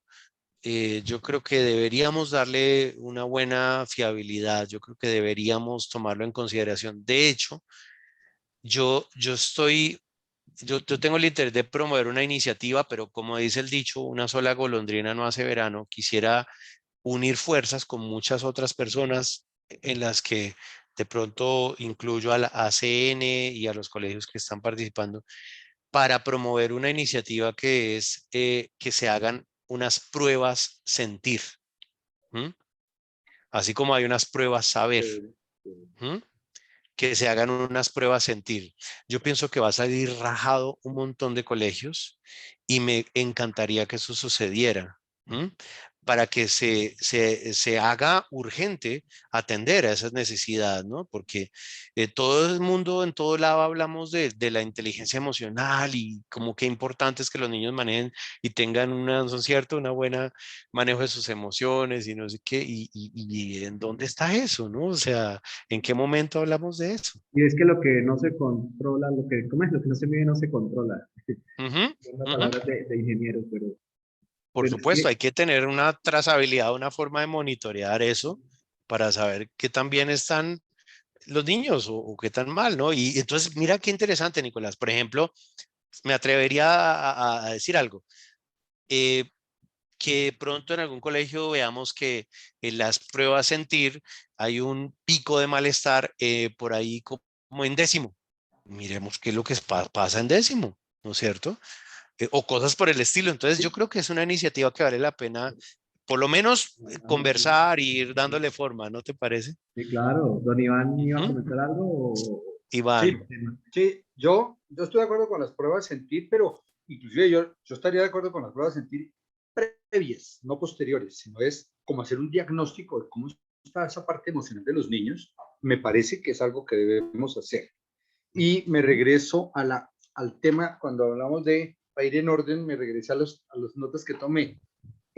Cuando los niños, estamos en la sociedad del cansancio porque un montón de actividades, un montón de cosas. No solamente es que los colegios, algunos pocos colegios, quieren volver, básicamente lo que decíamos al principio de la reunión, lo que yo les contaba es que lo que quieren es que el colegio sea 100% normal después de la pandemia. Y Ujú. justamente lo que el ministerio ha pedido es que hagamos ajustes para lograr poco a poco ponernos al día en el rezago, pero poco a poco no es en 2 meses ni en 3 meses, sino un poco más allá, porque los niños ciertamente vienen en rezago, pero no es para ponernos al día en un mes ni en 2 meses. El ministerio ha Claro. sido claro en eso. El ministerio admiro profundamente porque han estado muy pendientes de esa parte emocional de los niños, de tal manera Ujú. que olvidémonos más bien de nosotros, digamos, algunos que estamos queriendo que otra vez los niños empiecen a puntuar altísimo para tener unas estupendas calificaciones, sino tengamos en cuenta el rezago y manejemos el rezago prudentemente. Y Ujú. para Ujú. concluir sobre ese punto del cansancio, no solamente son los colegios los que a veces ponen exceso de actividades. Muchos papás ponen al niño Ujú. en Ujú. deporte todos los días, en inglés los sábados, si el domingo hay mandarín, los meten en mandarín el domingo, Ujú. y los niños realmente llega un momento en que se revientan. A eso era lo Total. que quería. Ok. Total, sí, sí, sí, es desde casa también, ¿no? Hay una corresponsabilidad del tema de la saturación de contenidos y de actividades y de cosas. Hay niños que yo, Iván, no pude seguir atendiendo en consulta, en terapia, porque la agenda de los niños no lo permite. Entonces llegó un momento en el que con varios me ha tocado, que yo les digo a los papás, pues mira, una de dos, o le despejas un espacio en la agenda al niño para yo poder reunirme con él o proceso no puedo hacer porque, pues, o sea, a mí me encantaría, pero yo el domingo a las 8 de la mañana no lo puedo atender, porque yo también tengo una vida familiar, ¿no? Pero es que es como si quisieran que fuera el domingo para terminar de llenar más o menos la agenda, ¿no?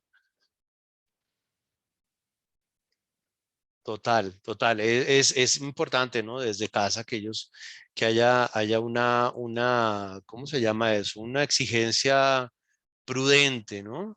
Hay papás también que se van al extremo opuesto también, ¿no? Sobre todo en el tema de la permisividad o hacer excesivamente complacientes, ¿no? Y entonces quieren que a veces tengan el último smartphone del mercado, el último aparato, la última consola de videojuegos, y eso también es un problema. O una de las variables que está asociada al tema de vacío existencial muchas veces en niños, especialmente en niños que están en una situación privilegiada, económicamente hablando, es que son niños que viven metidos como en una burbujita, en un mundito en donde todas las necesidades están resueltas, en donde no hay ningún problema, y entonces para ellos las situaciones como el hambre, la escasez y todo eso es una ficción que muestra el televisor de vez en cuando en el noticiero, pero eso no existe. Que esos niños también es importante sacarlos de esa burbujita en el sentido de relacionarnos con ese mundo en donde hay necesidades y que hagamos, no sé, o sea, gente con problemas y con carencias y en situaciones de escasez hay en todo lado, o sea, que no es difícil de pronto acercarnos algún día, ¿por qué no?, a una familia venezolana que están en un semáforo y preguntarles ustedes cómo llegaron acá y que el niño escuche todo eso, ¿no? ¿Y qué fue lo que les pasó y por qué llegaron a esta situación y cómo fue que les cambió la vida? Y de pronto dejarles ahí, qué sé yo, un mercadito o alguna cosa.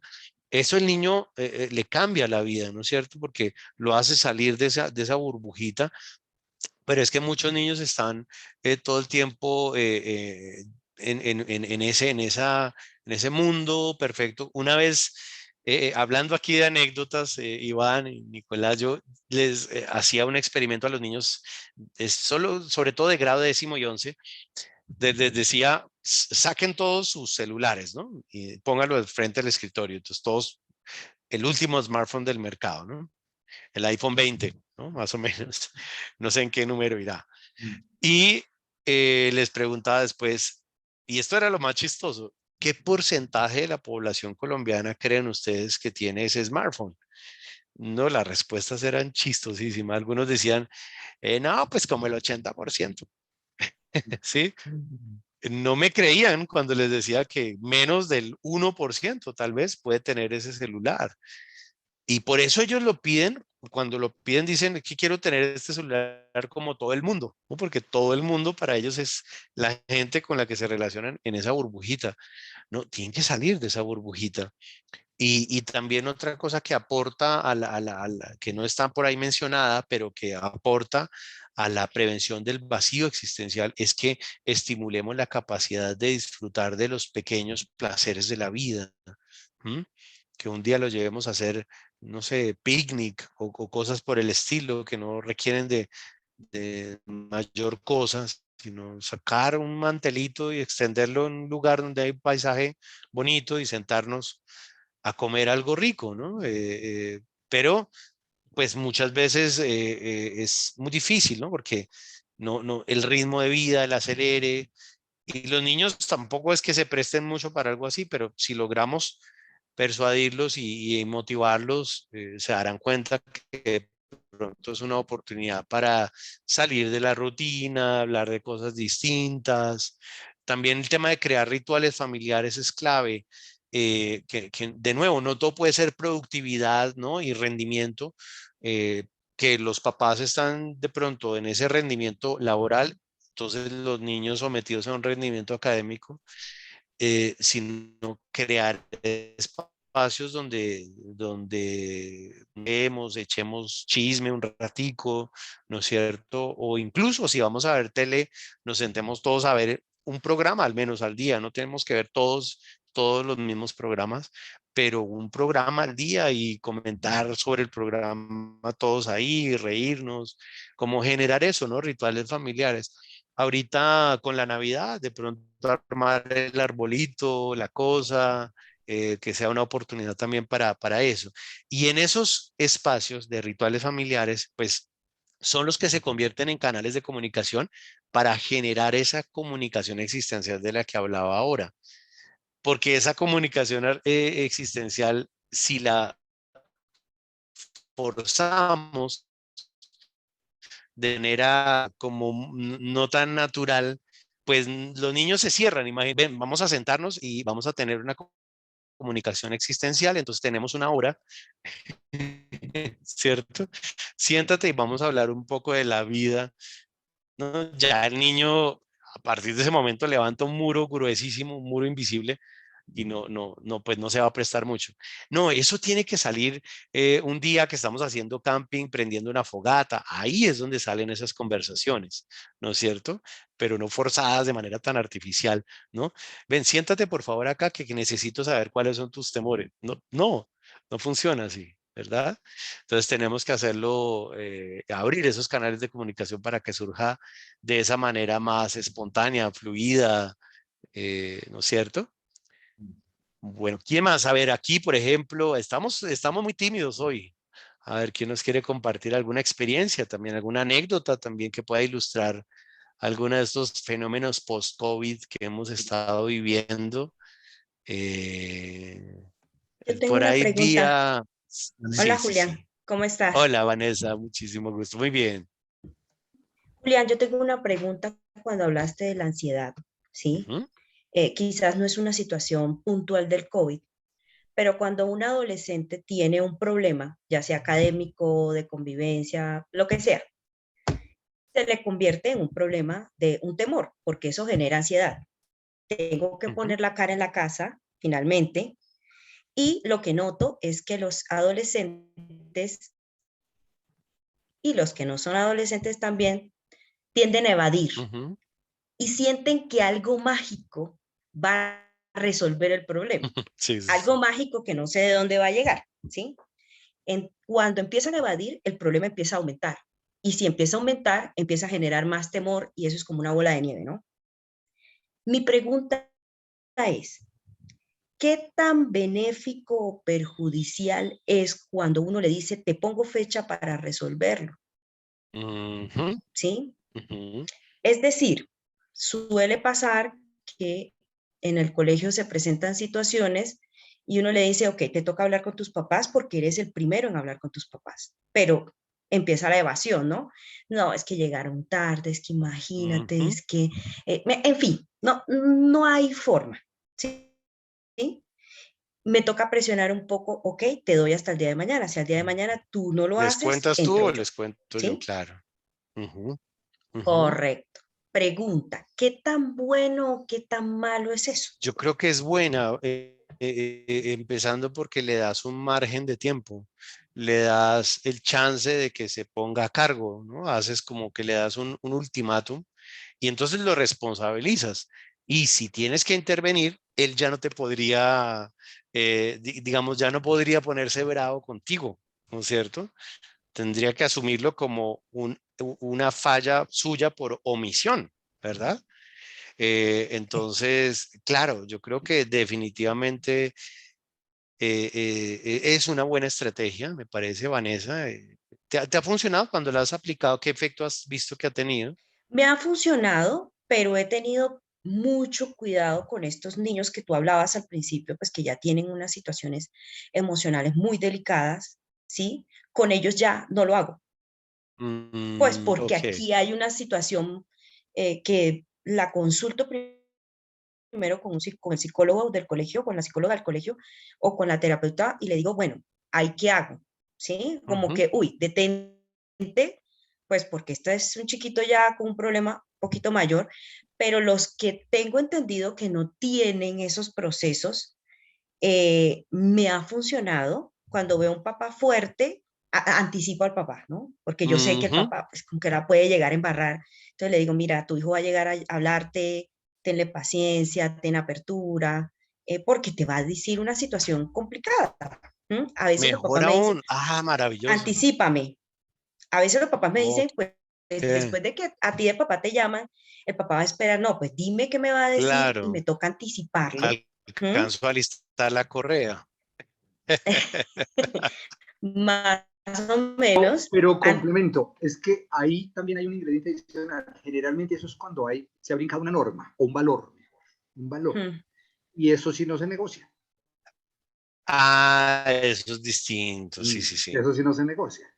Estoy de Ok. acuerdo y me parece súper prudente tener un poquito de cambio de estrategia con el niño que tiene alguna debilidad, pero emocional. Ujú. Pero sí ahí es cuando hay cosas de valores que no se negocian. Ah, no, claro, sí, es una falta que cometió, algo que hizo que en el Sí, colegio, claro, es distinto, es distinto.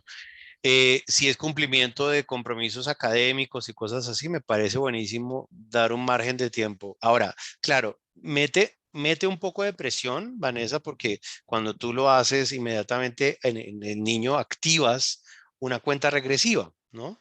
Inmediatamente. Pero esa cuenta regresiva le sirve también para darse un margen de tiempo y bueno, también está en él que le vuelva a pasar, que termine haciéndolo ya bajo presión y que pues permita que le llegue otra vez el agua al cuello después de que ya le diste nuevamente un margen.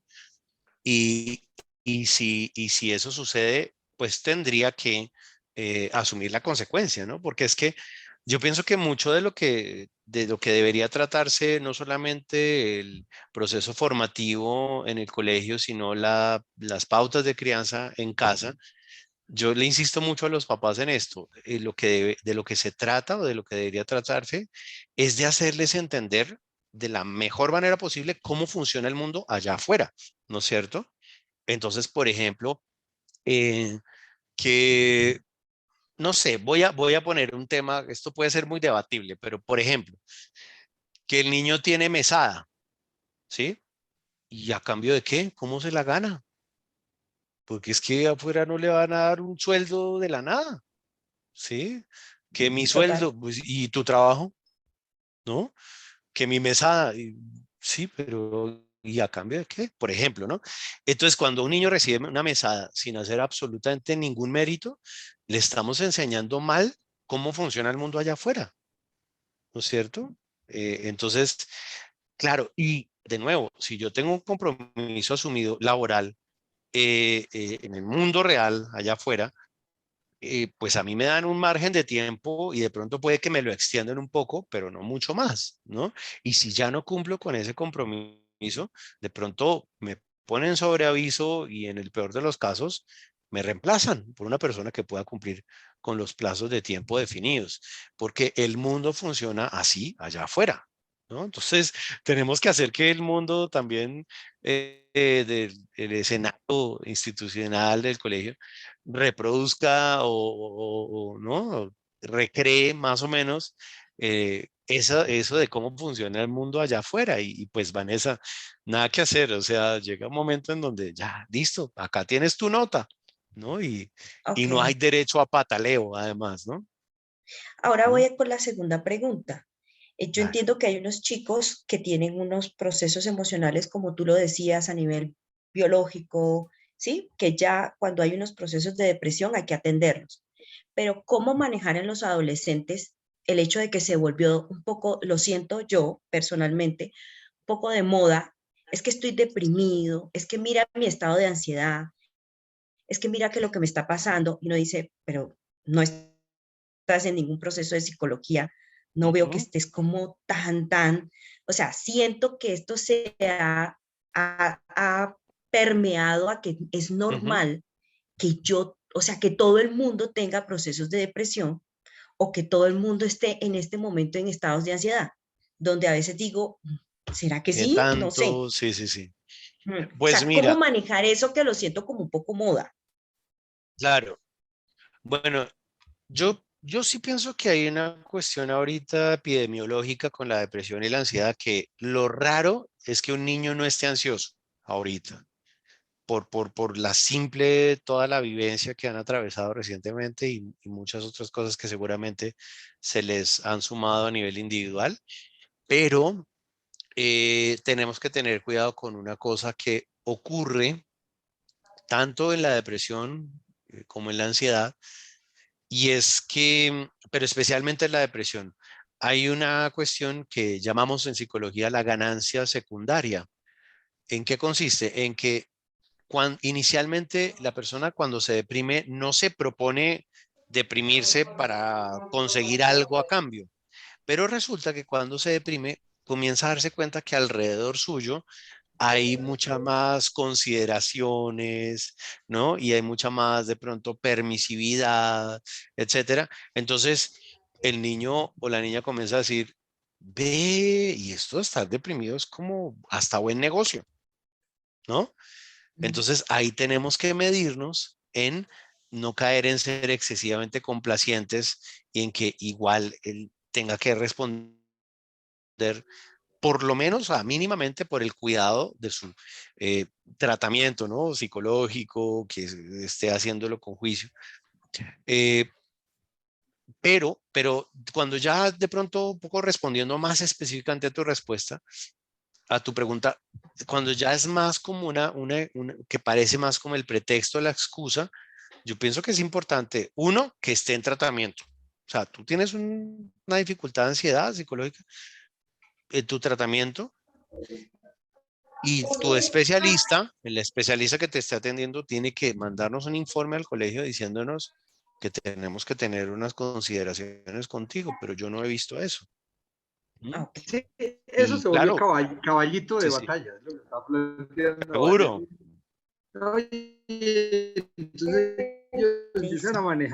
empiezan a manipular la claro, situación. Listo. Gracias, claro, Eso es lo que Julián. claro. nos falta. No, no, con muchísimo gusto, Vanessa. Por ahí vi a alguien de pronto cogiendo impulso para participar o era mi impresión. A ver, Daniela, bienvenida, Daniela, adelante. Hola Julián, buenas tardes. Es que yo tengo una Hola, inquietud Vanessa.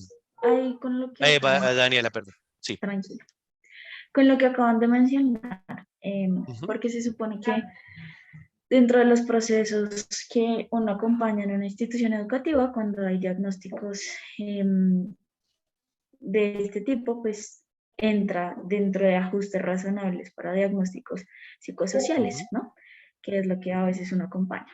Entonces, se supone que para que uno haga un ajuste razonable en un estudiante no necesariamente tiene que tener un diagnóstico o un informe, que es lo que aparece dentro del criterio legal, ¿sí? Ujú, Entonces, sí es cierto que hay algunos adolescentes que, digamos, pueden estar en pues la palabra que la mencionaban ahora, como que hay una tendencia a que se presenten estos síntomas. Pero pues también hay muchos casos en los que de verdad uno reconoce una realidad allí y que de pronto lo que tú decías, ¿no? Como la sobrecarga que el mismo contexto educativo exige, pues porque todos volvimos al colegio y hay que estudiar, hay que hacer las tareas, hay que pasar el año, pues de pronto desde allí sí podría haber una consideración, ¿no? Pero tú decías, claro, que tengo un proceso externo, que traigo un informe y demás, pero ¿qué pasa cuando, por ejemplo, ese proceso de seguimiento no es tan juicioso o el papá no lo está haciendo de la manera correcta? Pues de todas maneras el niño necesita el acompañamiento y ese es el rol del claro, contexto. Entonces hay que claro, hacer. claro.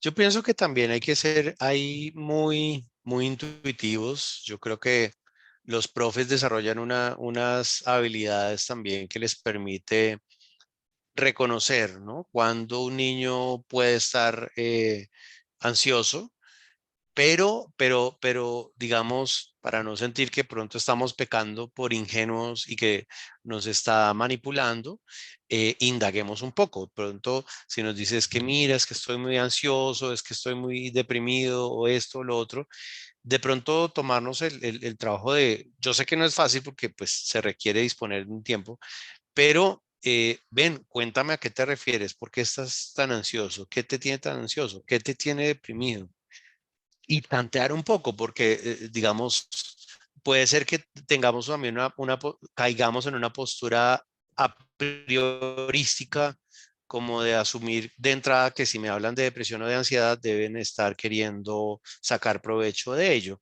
Y de pronto no. Entonces tenemos que también cuidarnos como de tener un sesgo a priori sobre esto, ¿no? No, recibirlo con beneficio de inventario. A ver, miremos un poco, echémosle un ojito, indaguemos. Puede que sí, puede que no, pero no asumirlo de entrada, ¿no? Creo que diría algo así, Daniela. Y definitivamente nos toca, no solamente porque a veces no hay el juicio de los papás de acompañar estos procesos, o el niño no es tan, de pronto, no está en manos de algún especialista o cosas así, o porque los mismos especialistas, como yo comentaba ahora al comienzo, no damos abasto. Yo tengo también, yo hago mucha interconsulta psiquiátrica, tengo amigos psiquiatras con los que hago remisión con mucha frecuencia para que ellos acompañen la parte de prescripción de medicamentos cuando se requiere y algunos agendan cita para dentro de un mes y el niño está en crisis, entonces es muy complicado, muy complicado. Eh, pues en esos casos nos toca, es que no nos queda de otra, yo creo que nos toca hacer en el colegio como coterapeutas, como, ¿no? O sea, tener un poco un rol a veces también hasta de papás sustitutos, ¿no? Toca muchas veces en los colegios. Entonces, Yo creo que apelar un poco a la intuición, creerle o hacerle caso a esa intuición que tenemos de profes, ¿no? O de orientadores también en el colegio, pero no partir de una postura a priori sobre lo que puede tratarse. ¿M? Y no sé qué dirías tú al respecto, Daniela, y qué has hecho, ¿no? En esos casos, ¿cómo, qué es lo que crees que mejor funciona? Sí, lo que pasa es que, pues esto ya es mi opinión personal, ¿no? A veces Ujú, también siento que utilizamos muchas palabras que pueden ser juicio o valor dentro del contexto del adolescente, ¿sí? Entonces, mm, no sé, como lo está haciendo para manipular, lo está haciendo para ganar beneficios, y muchas veces no es así, ¿sí? También de lo acuerdo. otro que considero es que pues hace parte también del momento, de la etapa evolutiva, del proceso de desarrollo, que obviamente en ese cambio de identidad de la adolescencia pues es un momento difícil, ¿sí? Entonces ellos están en esa posición de ser retadores, ser confrontadores, eh, digamos, pues no tienen como esas habilidades de la disciplina, de la responsabilidad que uno espera como adulto, ¿no? Ujú, Pero pues ahí yo también considero que pues dentro del contexto del acompañamiento del psicólogo del colegio, pues sí es importante ser sensible ante esa realidad y entender que pues uno es el adulto y pues también pararse en el lugar y decir, bueno, ¿por qué puede ser que este estudiante esté prefiriendo estar en este lugar que para mí puede ser un lugar cómodo, ¿no? Y no esté accionando o no esté trabajando, o también qué pasa en esa realidad familiar, porque también pueden ser unos papás que dicen como, no, sí, mi hijo necesita acompañamiento, no sé, y pasan 6 meses y no lo han llevado a un psicólogo y dicen, no, es ujú. que lo intenté, pero la EPS se demora mucho y miré otro, pero la cita no me la dieron, ¿sí? Entonces, yo creo que desde ese punto de vista, pues lo que tú dices es muy valioso, como ser muy, muy cuidadosos, y creo que también lo otro que es importante es, pues, saber de temas clínicos en psicología dentro del contexto educativo, no porque nosotros vayamos a ser los terapeutas, porque no es el rol que nos corresponde, pero sí por lo menos para tener un ojo cuidadoso de saber cuándo puede ser y cuándo no, ¿sí? Ujú, Sí, pienso, además sí, también puede ser como lo que tú mencionas, pues no solamente puede ser depresión y ansiedad, ¿no? También puede ser, ujú, no sé, un trastorno de personalidad en potencia o cosas así, pero si ujú, uno no tiene como ese ojo cuidadoso, pues no va a saber y de pronto puede sesgarse a la apreciación ujú. de no creo que esté pasando nada, y puede ser que no pase nada, pero al final pues no le estás ayudando a ese adolescente que necesita buscar los recursos para avanzar. De acuerdo, de acuerdo. Qué buena intervención y qué punto tan clave el que señalas, Daniela, me parece importante. Tenemos que cuidarnos y de no asumir, ¿no? Como tan de entrada algo, ¿no? Tomémonos un poco el trabajo de indagar, ¿verdad? Nicolás, ¿alcanzamos a escuchar otra intervención de pronto? Sí, sí, sería como para cerrar. Sí, perfecto. Bueno, muy bien. ¿Alguien se anima? Yo vi por ahí a Carlos Maecha, no sé, prendiendo la cámara, no sé si estaba tomando impulso para participar. Señores, que acabo de ingresar. Ah, hola, mucho gusto. ¿Cómo ¿Cómo estás? estás? Carlos Maechel, Emilio Valenzuela. Ah, No, muchísimo gusto, encantado. iba a participar con con lo que decían ahora de que muchas veces puede ser moda, puede no ser moda. Yo diría que no debemos correr riesgo y asumir que el muchacho o el estudiante lo está diciendo de verdad. Ya en la evaluación que tampoco necesariamente nos corresponde a nosotros, sino al terapeuta externo, decidir si eso no es. Mm, porque ustedes comentaban ahí, porque aquí se me desconectó y no oí toda la respuesta, pero además, pues como dicen las mamás, estos muchachos no se mandan solos. Ujú, Entonces uno puede hablar con los papás y lo demás y remitirlos y enviarlos, y la excusa de la EPS que mencionaban ahora, que mencionaba Daniela, pero también hay otra posición, no sé si la dijeron en el momento que me desconecté, y es que los papás no siempre creen que sea depresión, si es que es ujú, depresión o ansiedad. Es que, yo cuando era joven y cuando estaba más joven, yo tuve peores problemas y los superé, dejé la pendejada ujú, y no los llevan. hasta que el muchacho en realidad o no hace una barbaridad o no se dan cuenta que es, o sea, que digamos que la situación es en serio. Eh, Claro. yo diría que las estadísticas que ha sacado la Organización Mundial de la Salud y a raíz de la pandemia son evidentes del aumento mundial de los casos de ansiedad y de depresión que hay en todas las edades. Y pongo un ejemplo, las UCIs con, con los picos que hay del virus, dependiendo de cómo se comporte el virus, suben y bajan, pero las UCI Ujú, psiquiátricas siguen llenas. ujú, O sea, uno va a pedir cita a un psiquiatra en este momento y no hay. ujú. Eh, Es verdad, es complicadísimo. De Y hecho, mencionas una cosa, Carlos, me parece importantísima. De hecho, me hiciste acordar, alguna vez leía en un manual, en un manual de psiquiatría que decía exactamente lo que tú dices, en otras palabras, pero decía algo así como, si a usted un paciente lo está intentando manipular con la amenaza suicida, déjese manipular, decía. Es preferible decir, me manipularon, que decir, si yo hubiera, ¿no? además que ese si yo hubiera puede tener consecuencias legales, Además, porque absolutamente. si hace un intento o algo y, no es que yo le conté al psicólogo y él no hizo nada.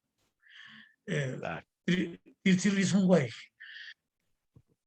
Eh, total, total. o sea, por experiencia, yo he preferido pecar de exagerado Ujú, ujú, que pecar por falta. O sea, de casi que a las malas el muchacho, la niña me dice, mire, usted que no me aguanto, mis papás no están, camino y nos encontramos en urgencias de X clínica y que ya los papás cuando lleguen ahí asuman lo que tienen que asumir dependiendo el diagnóstico del médico. Eh, o sea, en esos son los casos que yo digo que es preferible pecar por exceso que por defecto, por, total, total. por la vida de la persona y por la seguridad legal de uno. Por instancias legales de las que nos podemos salvar, es de acuerdo. Sí, sí, sí. Yo sí he Importante. notado, particularmente yo sí he notado y llevo bastantes años acá, en los últimos 2 años ha aumentado montones la ansiedad, los últimos 2 años, o sea, coincide con la pandemia, Ujú, la ansiedad y los síntomas depresivos. ujú. Sí, sí, sí. O sea, los niños no se lo están inventando, De es real. hecho, de hecho, a veces siento que todavía no tenemos todas las respuestas para manejar esa ansiedad, porque a veces siento que los adultos, seamos profesionales de la psicología, profesores, sí es cierto que también se puede volver excusa, pero también siento que todavía no que los adultos pretendemos que los muchachos estén asumiendo la vida como era antes, como si no hubiera pasado nada. Ujú, Eh, Volver con la sobrecarga académica, etcétera, etcétera, etcétera. Y eso, de verdad, eso me tiene a mí afanado y no he encontrado las respuestas, porque ujú. hacemos talleres, hacemos de todo, y los muchachos siguen igual. O sea, Claro, yo le preguntaba claro. a algunos muchachos de noveno, por ejemplo, oiga, ¿usted que volvió al colegio presencial? Con mis amigos, a mí me importa un pepino estudiar. Claro. Como que se sacudió mucho todo y quedaron ellos también como reevaluando muchas cosas de lo Yo que es estoy, lo realmente importante en la yo vida, estoy ¿no? en un O dilema, llamémoslo ético, complejo. profesional, de, diga, si no les exigimos, pues el nivel académico del colegio del muchacho baja, pero también, bueno, ¿y qué hacemos que no es que no necesariamente se están inventando? Y me llama la atención que las universidades han bajado los criterios de admisión. Ujú, ujú. O sea, Así es. la Universidad de los Andes no está siendo ya tan estricta, por poner un ejemplo. Ujú, ujú, La Universidad Nacional está teniendo en cuenta el ICFES, que antes les parecía pecado mortal, que porque el ujú. examen de ellos era más difícil. Era lo que quería decir, gracias. Importante, Carlos, qué importante intervención. Muchas gracias. Yo coincido totalmente contigo. Es mejor pecar por exceso que por defecto. Y por cuidarnos y curarnos en salud por un lado también, pero porque después es peor, ¿no?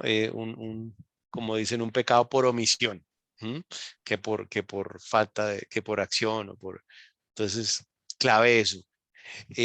Tenemos muchos retos, ¿verdad? Hay muchas cosas que quedan ahí también en remojo, ¿no? Que de pronto se podrían profundizar, ampliar. Pero bueno, espero que este espacio, como les prometí al comienzo, haya sido provechoso.